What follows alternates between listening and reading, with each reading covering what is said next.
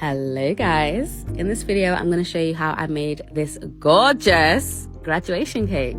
First things first, I've got to fill the cake. So this is a 6-inch red velvet sponge and I'm just filling it with my vanilla mock Swiss meringue buttercream. My customer requested a shorter cake, so this is only 3 layers, and here I'm just doing the crumb coat. You guys should know by now, a crumb coat is just a thin layer of buttercream to trap in the crumbs. Once I got that nice and smooth, I let it chill in the fridge before my final coat. And again, I'm using white buttercream, which I whitened using my icing whitener and a drop of purple. And I always say this, when cakes are more quote unquote simple, the final coat is everything. Do you know what I mean? It has to be extra perfect because there's no piping to cover your mistakes. So I really took my time with this one. I think I did 2 coats as well, just so it was extra smooth.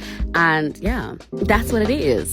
Now it's time to make the fondant decor. And guys, anytime I make a cake with fondant components, I severely undercharge.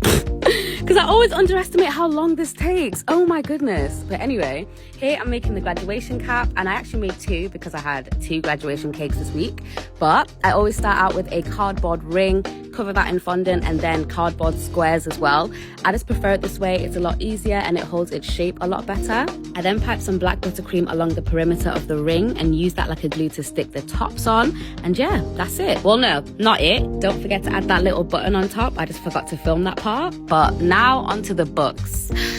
These books. Okay, so you're gonna need a thick piece of fondant to act like the book spine, and then the thinner pieces are gonna be the top of the book.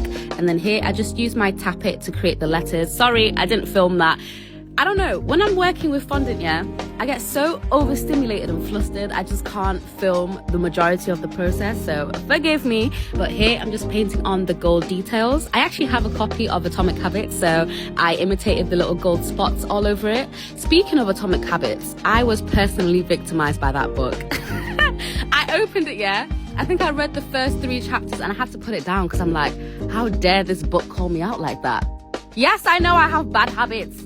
Oh, I need to pick it up again though, because it's actually a really good book. But yeah, she requested Atomic Habits, the Bible, Spirit of God, and 2025. Clearly the recipient of this cake is a man of God. And he graduated. Amen to that. Anyway, as you can see, I made sure that each book spine was about 1/2 inch taller than the cake. And this is really important for the illusion. I then wet the backs of each spine with some water, and I used that to stick the fondant on. I added Tylose powder to my fondant and I made them the night before so that by the time I was adding them to the cake, they were nice and firm and easier to handle. But now for the book pages. So I just got some wafer paper, cut them into thin strips and placed them onto the cake. Initially, I was adding the pieces one by one. And then I quickly realized that this was not going to work. So I just picked it up in bunches, placed them on the cake and fanned them out. And that was a lot quicker. But here I just added on my graduation cap and then the scroll. I can't lie guys, I could not be bothered to make a fondant bow. So I just used ribbon and it still looked really cute. I finished off the cake with some glitter and this fondant banner that I made. And here is a final spin of the cake. Oh, guys, speechless. This cake is so gorgeous. Like I really outdid myself and my customer was so happy. She literally drove over an hour to collect it, and yeah, this might be my favorite graduation cake I've ever done. I really want to do this design again on a tall cake, but as always, let me know what you guys think and I'll see you in the next one. Bye cuties.